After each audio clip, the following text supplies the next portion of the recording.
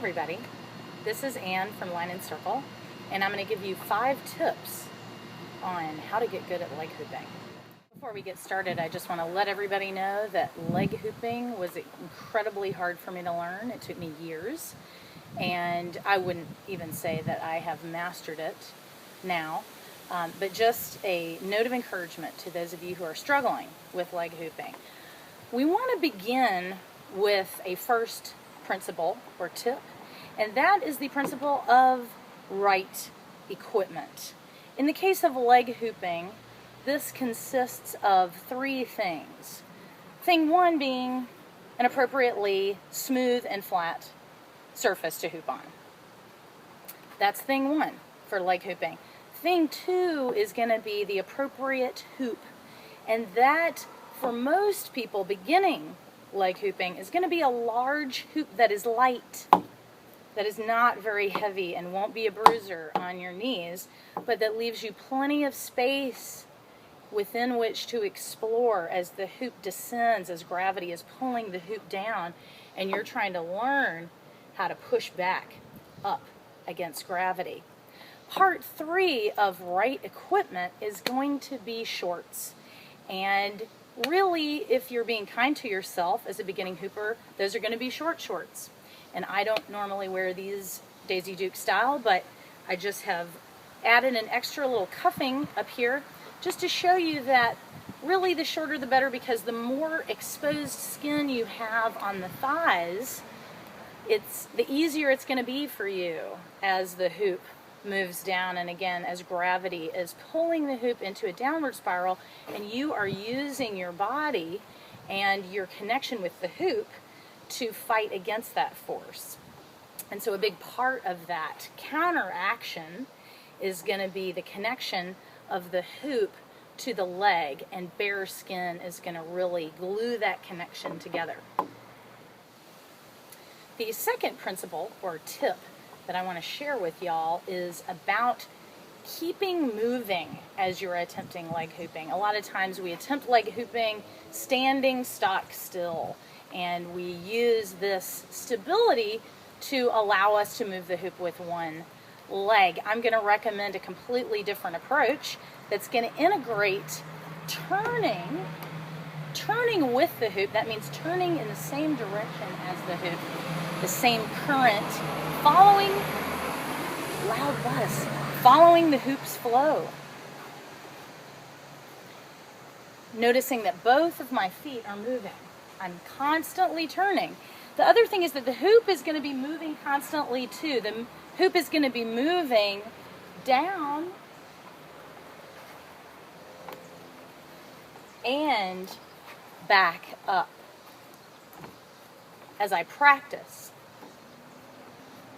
So I am going to continuously be moving, and the hoop is going to continuously be moving.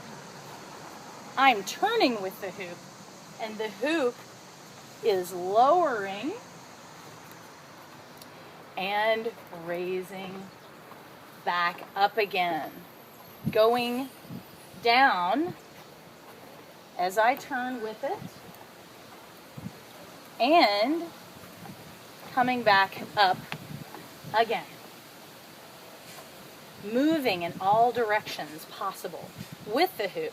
And when we do this, we are learning how to integrate leg hooping with our dance, as opposed to simply learning a method of keeping the hoop going as it's rotating around our legs. We're learning how to keep the hoop going as it's rotating around our legs as we're dancing. Okay, tip number 3 is stay round all the way down. So as the hoop moves down, every part of your movement is striving to be as round as possible. And this is a place that we can sometimes get really disconnected as we move from the waist down below the hips, then down below the bum, then down onto the thighs, then down above the knees, then almost at the knees. There's a lot of different landscapes there. There is a lot of different shapes. There's a lot going on. So the best thing that we can do as hoopers is to keep our movement round and spiraling all the way down. Now, before we get to the split of the legs, just below the buttocks, we want to really keep that roundness going with the root chakra. We want to be moving the hips all the way around so that the hips remain connected to the hoop as it moves down below the hip points. When we make the circle of the root chakra, the lowest place on the abdomen, when we make that circle really big, we grow the whole area of the rotation of the hoop. And we give ourselves more space in the center of the hoop. So we keep the hips and the root chakra really round as the hoop moves down. Then, as we get to the thighs, we start to really be conscious of scooping the legs in a circling motion as we step with the hoop. And we notice that when we do that, our legs follow the hoop. When we circle, especially the knees, especially reaching and scooping the knees out into the current and drawing circles, 1, 2, 1, 2, I'm really finding this circularity, this overall circularity. I'm not losing the circularity that I had here naturally at the waist. And I'm not losing the circularity that came in with rounding the hips. So I'm really making all of my movements circular as the hoop moves up and down. Making the circle of the hips bigger and rounder as the hoop moves down, and making the motion of each leg a bigger and a bigger circle as the hoop comes down over the legs.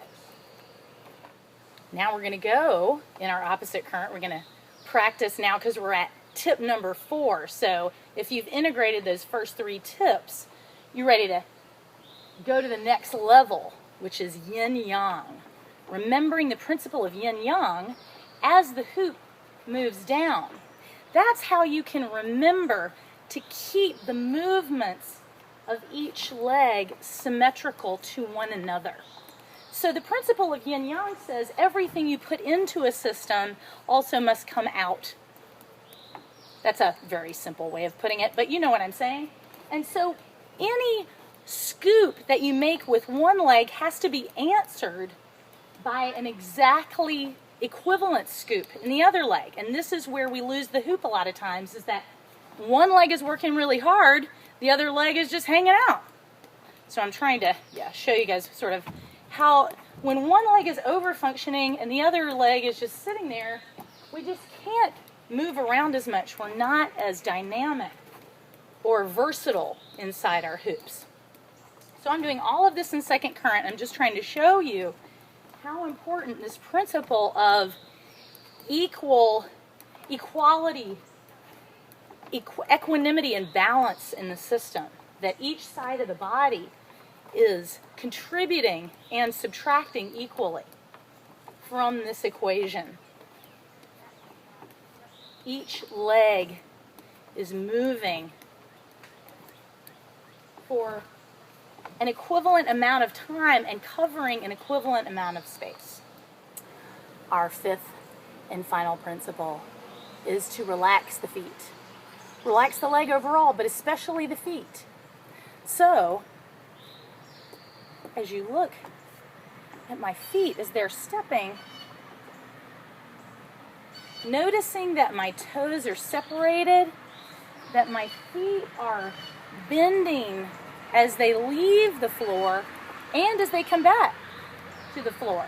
So my feet are relaxed and are moving against the floor, and I'm using some of that momentum as my feet peel up and settle back down. That becomes a part of my movement with the hoop, that I'm actually pushing up into the hoop from the floor. But I can only do that if my feet are nice and relaxed.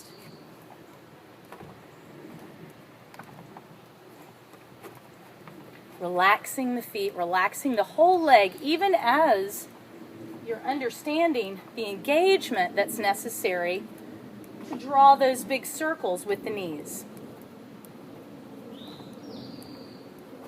And repeating all of these steps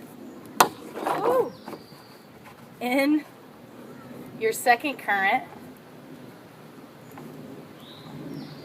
Feet and toes completely relaxed.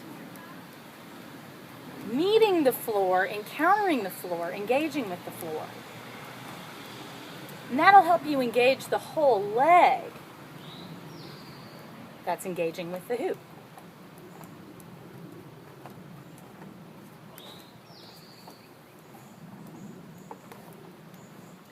Keeping it moving, keeping it round, keeping it relaxed, remembering Yin Yong, having the right equipment.